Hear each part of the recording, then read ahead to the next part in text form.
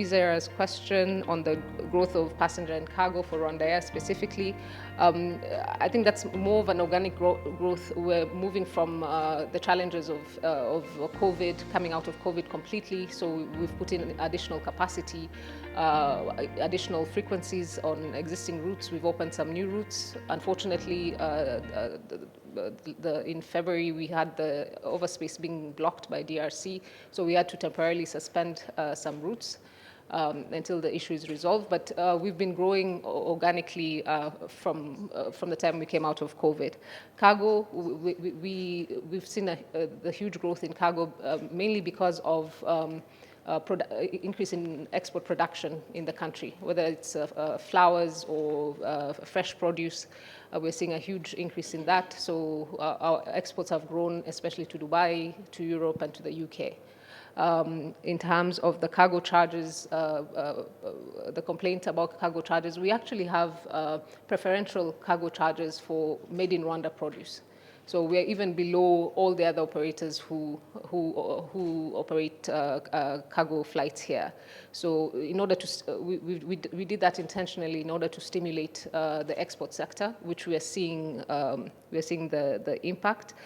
So I wouldn't say the charges are high, because we do have preferential rates for Rwandan products. We'll continue looking at that as well and seeing how we can make it more and more affordable for the different producers. But cargo is a space that we're going to invest in a lot.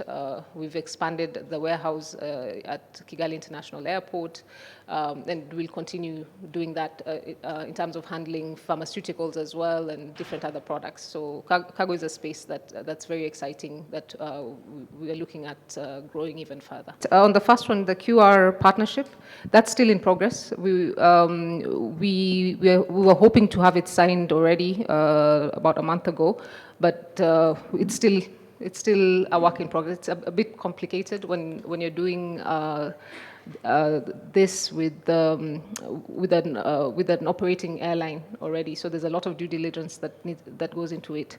But we're still confident that we should see the conclusion of that. I'm looking forward to it in the coming months.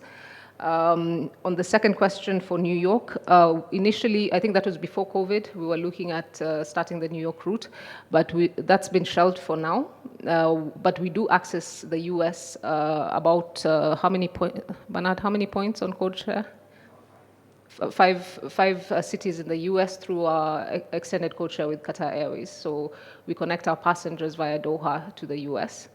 But we're still looking if it's feasible down the road. But for now, through the code share, we access the US. And then the impact of the DRC airspace being blocked for Rwanda.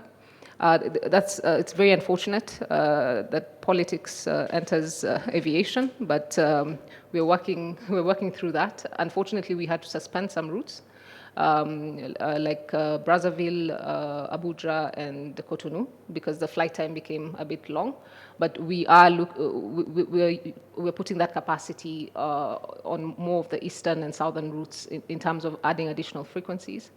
And we're looking at opening new routes. I think more immediate, I think the first ones which are coming is Mombasa and Zanzibar. So until the issue is resolved, we'll focus more on the eastern side, southern side of the continent. You want really me to talk lengthily about SATAM? I'm sorry. As I said, I'm not accountable for SATAM. I'm supporting it. As I said, there are some progress and it's slow. And I said, you know, we were not used to talk even about fifth freedom in Africa. So today, when Kenya Airways is flying Nairobi, Abidjan, and Dakar, taking passengers from Abidjan to Dakar, for what is it? It's fifth freedom. It's thanks to Yamoussoukro's decision. When Ethiopian Airlines is flying from Addis Ababa to Bamako to Dakar daily, and they will put double daily soon on this route, taking passengers from Bamako to Dakar. What is it? This is Yamoussoukro's decision. So there are some obvious progress we need to recognize. However, in some routes, some states are denying this fifth freedom, and even some states are denying third and fourth freedom traffic rights. So I'll stop here about SATAM, because it's not at all under my control. Of course, we look at what is happening. We have two annual survey through our members to tell us where they have challenges, and then we engage through the African Civil Aviation Commission state to try to find solutions. Innovation and technology. Of course, innovation technology seeks to lower costs and then to drive profitability. What at AFRA we are doing? We are organizing many workshops with our partners to build capacity of our member airlines regarding innovation technology. And I will also talk even about artificial intelligence, which is something we can't ignore. And at AFRA, we are preparing our next strategic plan, 2026-2030, and innovation, technology and AI will be part of it with specific actions to facilitate engagement of our member airlines for innovation and technology. And if you see the themes of this conference, sustainability and also innovation. Innovation is something very important for us. That's the reason it's on the program of this convention. Okay, previously I talked about revenues and cost. If you want to be profitable, you need to increase your revenues and reduce your cost. So our actions are under the economic sustainability.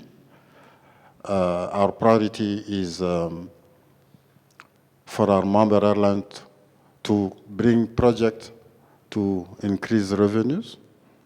That's why we are talking about the route network, in fact, because through interlines, code share, you can virtually expand your network and increase your revenues.